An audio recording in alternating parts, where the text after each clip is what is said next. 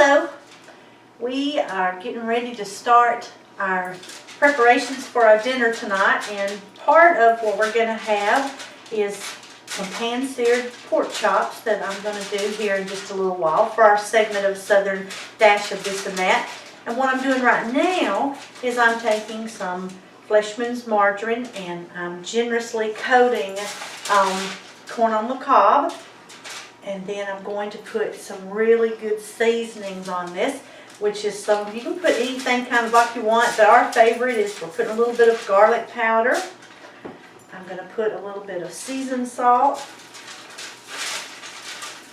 Really generously coat that good. And then on our favorite ones is Old Bay seasoning. You cannot go wrong without that Old Bay seasoning. It is a great flavor punch to anything that you add that to. And then our other, of course, is my black pepper. You know how I love my black pepper. So I was going to show you, once we get all of these, I've got several that I'm going to be doing, but we're going to take these and roll them up really tightly in Reynolds wrap. And normally we put them on the grill, but since we've had such a stormy Saturday, we're going to put them in the oven. So I've preheated it at 450. And we're going to be placing them on this baking tray. So I just wanted to show you. One of these days, these are going to be history, gone. As you can see, we've got a beautiful new pattern that we're looking to bring in for our Artware Bakeware. And this is a real summery, pretty orange slices. So we are really looking forward to seeing some of our new Artware Bakeware come on. And again, get rid of these old drab pans. So I'm going to finish doing this, and then we'll be back to do some pork chops here in a few minutes. Okay, and now I'm going to put the corn that I've just wrapped and put all that yummy goodness on in the oven at 450 degrees for about 25 minutes.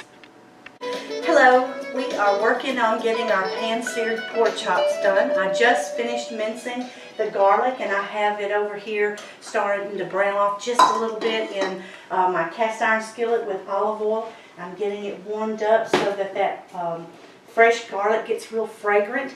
And meanwhile, I have picked 3 really good pork chops. My husband went to the butcher here locally that does such a great job with these. And so I'm going to put some of our favorite seasonings on. You can use about a half a teaspoon or to a teaspoon and just coat them lightly.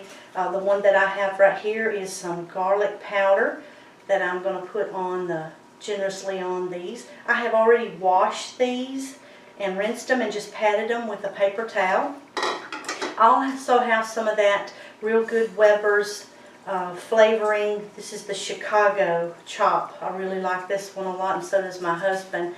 And then I just kind of put this on here. What we're going to do is when that olive oil gets pretty warm and I see that it's bubbling just a little bit, I've added some seasoned salt. Again, it's about a half a teaspoon to a teaspoon, but you want to kind of spread it out onto your pork chop really good.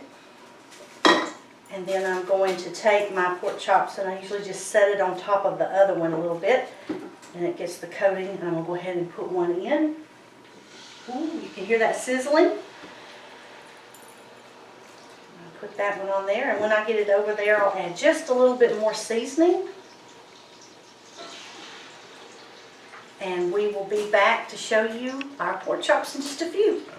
Of course, I have to add my black pepper. And we're going to let these cook because they're pretty thick. So I'm going to let them cook about 6 to 7 minutes on each side. And then I'm going to flip them and keep making sure that these cook till the juices are clear. But they are smelling so yummy. Aren't they, Jeff? Yep. Join us in a little bit when we plate these pork chops.